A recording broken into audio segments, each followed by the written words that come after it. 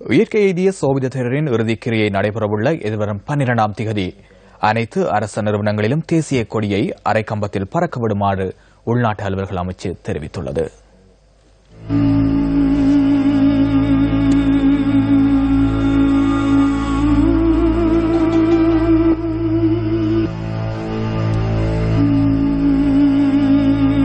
இயற்கை எய்திய மாதுலுவாவை சோபித தேரரின் பூத உடலுக்கு அஞ்சலி செலுத்துவதற்காக இன்று காலை முதல் ஏராளமான மக்கள் கோட்டை ஸ்ரீ நாகவிகாரைக்கு வந்த வண்ணம் உள்ளனர்.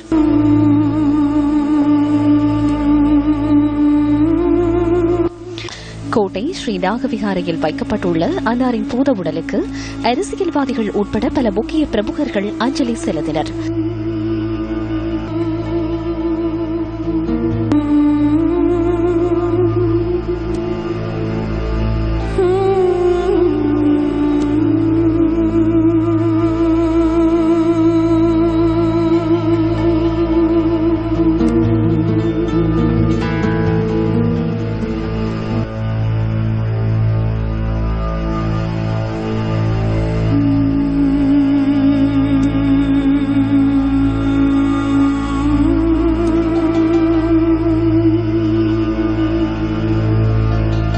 மக்கள் இனமத பேதமின்றி சோபித தேரரின் மறைவுக்கு துக்கம் அனுஷ்டித்து வருகின்றமை சுட்டிக்காட்டத்தக்கது.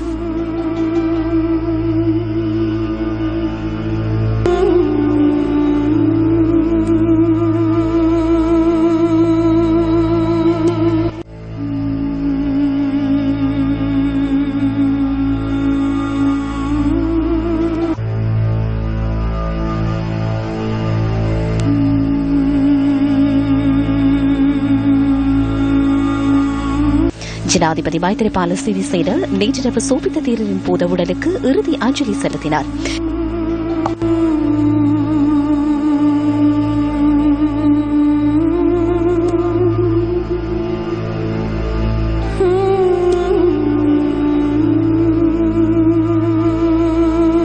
இதேவேளை பிரதமர் ரணில் விக்ரமசிங்க சோபித தேரரின் பூத உடலுக்கு நேற்றிரவு இறுதி அஞ்சலி செலுத்தினார்.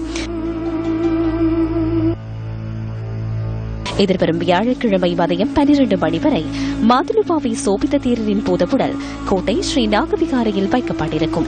அதன் பின்னர் அன்றைய தினம் பூரண அரசு மரியாதையுடன் ஸ்ரீ ஜெயவர்தனபுர கோட்டை பாராளுமன்ற வளாகத்தில் இறுதிக் கிரிகள் இடம்பெறவுள்ளன. அத்துடன் அன்றைய தினம் தேசிய துக்க தினமாக பிரகடனப்படுத்தப்பட்டுள்ளது.